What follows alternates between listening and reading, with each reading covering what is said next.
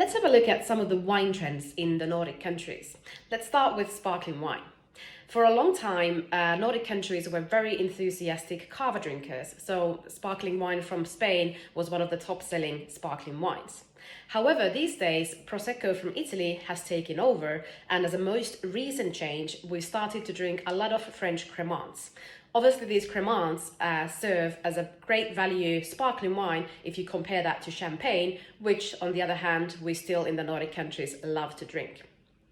When it comes to wine in general, we tend to be quite open-minded, as some of the Nordic countries are not wine-producing countries, and in countries such as Sweden, the wine industry is still very young. So in terms of wines, we search for value, but we're very open-minded as well to different styles, and we like to trial things that, for example, wine influencers or critics and wine writers suggest us to have. When it comes to white wines, in many Nordic countries, Riesling has become kind of a synonym for white wine, perhaps because it's quite easy to pronounce, but it's also very fruity, kind of easy drinking, and we like the freshness that Riesling often has, because it also matches very well with the Nordic cuisine.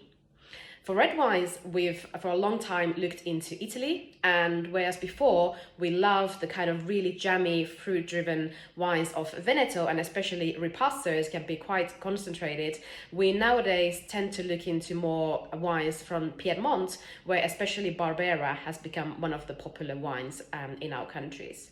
In terms of countries around the world, Chile still is one of the top selling countries, especially in Finland, mostly because they're varietal wines that are available in very good value.